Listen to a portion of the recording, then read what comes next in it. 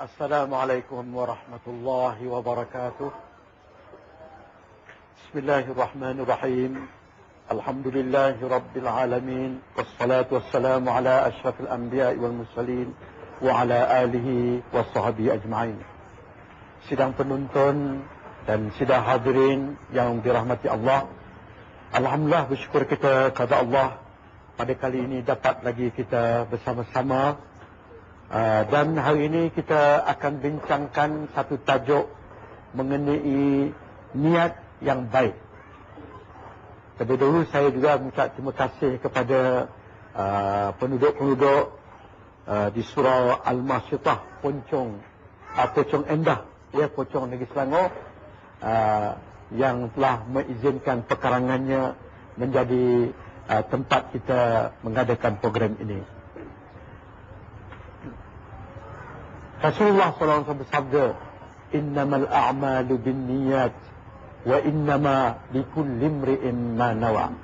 Setiap amalan itu adalah ditentukan dengan niat, dan setiap pekerjaan itu ditentukan wa innama likulli imri'in ma nawa. Dan setiap apa yang kita buat itu ditentukan mengikut apa yang kita niatkan. Jadi sidang penonton sekalian, setiap perbuatan yang dilakukan oleh kita terdapat di dalamnya unsur-unsur niat yang dapat mengalihkan perbuatan yang kita lakukan kepada ibadah. Seorang yang hendak melakukan sesuatu yang baik, ya sebelum dia mengerjakannya sudah beroleh pahala satu kebajikan. Bila dia ada niat nak buat aja, sudah dapat pahala satu kebajikan. Apatah lagi dikerjakan, ditunaikan, dilaksanakan apa yang diniatkan itu, tentu lebih banyak lagi kebajikan yang diperolehnya. Jadi demikianlah ya perlunya kita kepada niat yang baik dalam setiap amalan kita. Allah melihat hamba-Nya, melihat kita semua bukan dari segi rupa paras kita, bukan dari segi kedudukan kita dan harta benda kita, tetapi Allah melihat kita dari sudut hati dan niat kita. Ini dia sebagaimana apa yang disabdakan oleh Rasulullah sallallahu alaihi wasallam, "Innallaha la yanzuru ila suwarikum wa a'malikum, walakin yanzuru ila qulubikum wa niyatikum." Riwayat Muslim. Maknanya sesungguhnya Allah tidak melihat bentuk rupamu dan amalmu, tetapi Allah melihat kepada hati kamu dan niat kamu.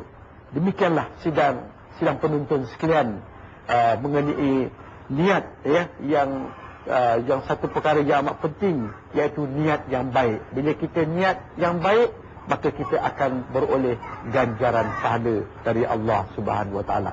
Begitu juga niat kita yang tidak baik, ya, kalau kita lakukan ini adalah satu perkara yang amat merugikan hidup kita. Sekarang saya bukakan pertanyaan kepada sidang hadirin sekalian. Sila. Assalamualaikum warahmatullahi wabarakatuh. Waalaikumsalam. Saya Puan Syarifah binti Ismail ingin bertanya, apakah niat dan kepentingan dalam setiap ibadat yang kita lakukan? Okay. Mana apa arti niat dan apa kepentingannya, pentingnya niat dalam ibadah, ya.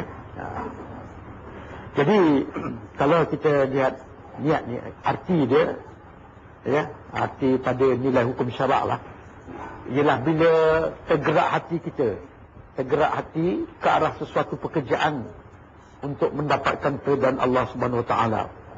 Dan niat ni untuk menyatakan kita perasaan tunduk dan patuhnya kepada perintah Allah Subhanahu Wa Taala. Jadi niat ni merupakan nadi penggerak, penggerak atau penggalak seseorang hamba Allah untuk melaksanakan sebarang amal yang saleh, sama ada amal itu dalam bidang kefarduan, umpamanya fardu ain dan fardu kifayah, ataupun perkara yang sunat atau perkara yang harus, ya, yang mana dengan niat yang betul-betul kita lakukan dengan ikhlas, yang kita lintas dalam hati kita, niat yang ikhlas kerana Allah, akan mendapat ganjaran yang berlipat ganda. Sebab itu mereka yang benar-benar faham tentang peranan niat ini, mereka akan membuat sesuatu dengan memperelokkan niat dan tujuan ibadat, supaya ianya betul-betul merasa nikmat pembalasan dari Allah Subhanahu Wa Taala. Sebagai satu contoh, katakanlah bila setiap satu kerja kebajikan yang kita lakukan, dia boleh mendapat pahala yang lebih, yang banyak, sekira niat kita itu jelas dan ikhlas. Walaupun satu pekerjaan, tapi banyak pahala kita dapat apabila niat kita itu niat yang baik. Katalah contohnya pada hari Jumaat, katakan ya, hari Jumaat orang laki-laki nak menaikkan salat Jumaat. Bila dia nak pergi sembahyang, dia niat nak sembahyang Jumaat, dah satu pahala ya. Lepas itu katakanlah sembahyang Jumaat tu dia nak pergi, dia balik rumah, mesti ada mandi sunat, dia sunat mandi bila nak pergi sembahyang Jumaat. Bila mandi ya, mandi tu bukan biasa saja ya, tapi kalau nak pergi masjid tu dia niat saja aku mandi sunat Jumaat kalau Allah, sudah dapat pahala lagi niat kita ya. Lepas itu katakanlah sudah mandi, kita nak pakai pakaian, kita pasal niat, kita pakai pakaian tu dengan niat menutup aurat kita. Menutup aurat ni satu perintah Allah Subhanahu Wa Taala, kita niat menutup aurat kita, dah dapat pahala kita pakai pakaian ya, menutup aurat ya, bukan dua perintah Allah Subhanahu Wa Taala. Lepas tu kita nak pergi masjid, sama naik kenderaan ke, berjalan kaki ke dan sebagainya, kita berniat, kita melangkah tu ke mana? Nak pergi salat Jumaat. Siap langkah tu sudah dinilai, sudah dapat pahala, kerana kita nak meneruskan ibadah. Bila tu pula dalam masa kita jalan tu, kita niat ini sampai masjid ni saya cadang nak iktikaf, nak niat iktikaf dalam masjid. Lepas tu saya cadang di masjid nanti saya nak baca Quran. Misalnya. Jadi bila dia nak macam itu, walaupun dia belum sampai lagi, sudah bila niat baik tu sudah diberi Allah pahala kita. Sebelum lakukan lagi, itu niat. Kemudian niat lagi, bila saya nak jumpa kawan itu, dah lama tak jumpa, dah telefon tadi, dia datang masjid, kita nak membuat satu rahim dengan kawan kita, ya, dengan sahabat, dengan jiran. Maka niat itu adalah niat yang baik, lagi dapat pahala. Jadi daripada kita berjalan tadi nak pergi ke masjid, sudah macam-macam perkara pahala kita dapat apabila kita menghadirkan niat yang baik. Bila kita lakukan lagi perkara yang kita itu, maka pahalanya dah berlipat ganda. Jadi itulah ya, perkara ini dapat dilintas dalam hati semasa dalam perjalanan ke masjid, sudah pasti kita mendapat ganjaran pahala yang berlipat ganda dengan niat ikhlas.